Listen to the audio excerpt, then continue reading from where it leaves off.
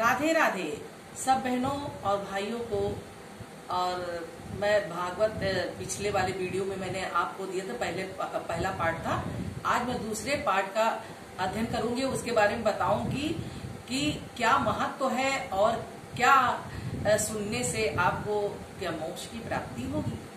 ये तो सत्य है कि भगवान कृष्ण ने द्वापर युग में अंत समय अपने लीला को समाप्त कर वैकुंठ लोक को चले गए थे और कलयुग के आगमन के परिणाम स्वरूप धर्म का क्षय हो रहा था। इस वजह से उन्होंने अज्ञानता का अंधकार बढ़ने लगा था, इसलिए वो बता के गए थे कि जो भागवत का श्रवण करेगा, भागवत को कहेगा, भागवत को सुनेगा, तो वो सभी मोक्ष दायिनी प्रदान दानी है। इसलिए आप लोगों को भी इस भागवत का अध्ययन करना है और सुनना भी है, और 7 दिन का जो होता है सप्ताह उसको भी सुनना है।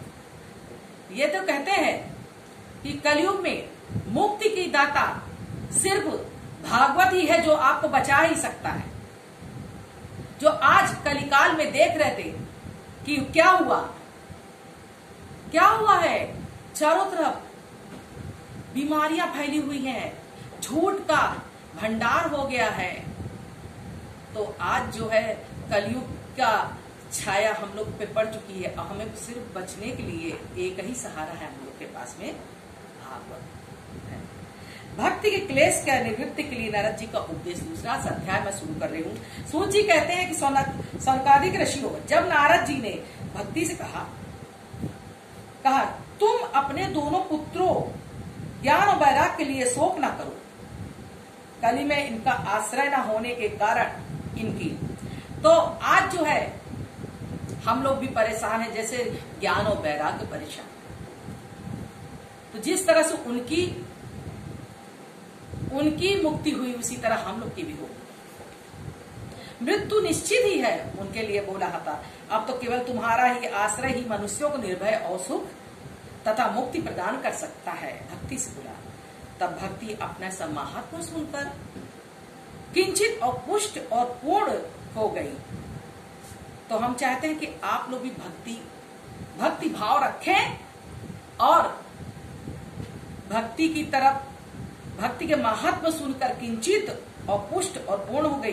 किंतु भक्ति ने नारद जी से प्रार्थना करी, कम से कम आज आप इन दोनों पुत्रों को जीवित तो कर दें।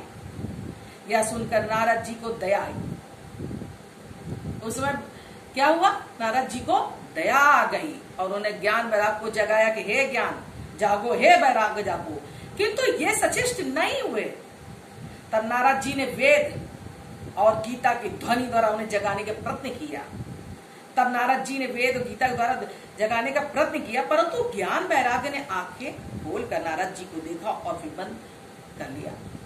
गीता अलग चीज है और भागवत अलग चीज है। गीता में क्या है कि वो गीता के ध्वनि से भी नहीं जागे तो इसका मतलब अलग उसका महत्व है और भागवत का अलग महत्व है। परंतु ज्ञान वैराग्य ने आंखें खोलकर नारद जी को देखा, फिर आंखें बंद कर लिया, क्योंकि गीता का शंखनाद होने से उन्होंने आंख खोला था लेकिन बंद कर दिया। अंत में नारद जी ने श्री विष्णु का स्मरण किया तो आकाशवाणी हुई, जिसने यह कहा कि हे नारद जी, उच्च कोटि का श्रेष्ठ महात्मा तुम्हें वहां उपाय बतलाएगा जिससे ये दोनों ज्ञान और वैराग्य जागृत हो जाएंगे। सूत जी कहते हैं, ऋषियों, नारद जी ने यह आकाशवाणी सुनकर पृथ्वी मुनियों के प्रत्येक आश्रमों का पर्यटन आरंभ किया। इस पर्यटन में कुछ मुनियों ने तो नारद जी की बात सुनकर चुप्पी साध ली। कुछ ने कहा, जब वेद और गीता की ध्वनि न जगा पाई, जागृत नहीं कर पाई, सफल नहीं हुई, अब उन्हें जगाने का अन्य मार्ग मेरे पास नहीं है। मुनियों की ऐसी बात सुनकर नारद जी को अत्यंत दुख हुआ। वे बद्रिका आश्रम में जाकर घोर तपस्या करने लगे। बद्रिका आश्रम में जाकर घोर तपस्या करने संयोगवश वहां सनकादिक ऋषि भी जा पहुंचे।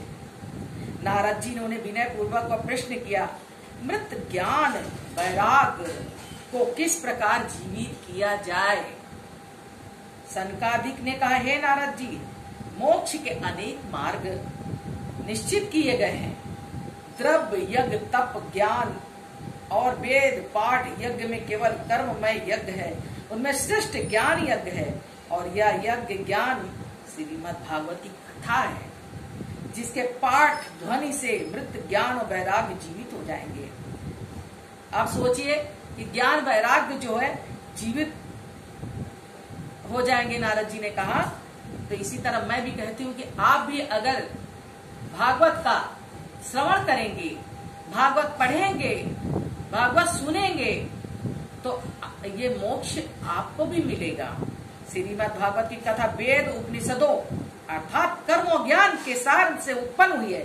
जिस प्रकार दूध से निकला माखन या घृत से में दूध से पृथक होता है, मधुर ईख से निकला हुआ गुड़, जिस तरह गन्ने को पेर कर रस निकाला जाता है, वो फिर गुड़ बनता है, वो मीठा होता है ना।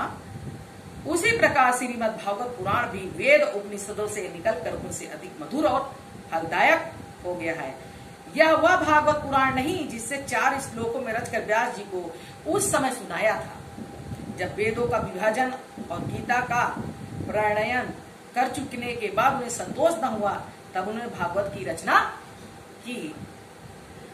श्री कृष्ण गोविंद हरे मुरारी हे नाथ नारायण वासुदेवा।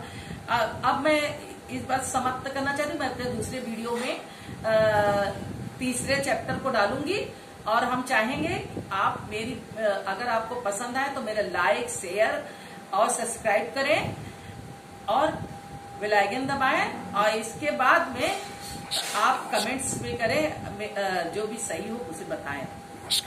जय श्री कृष्णा।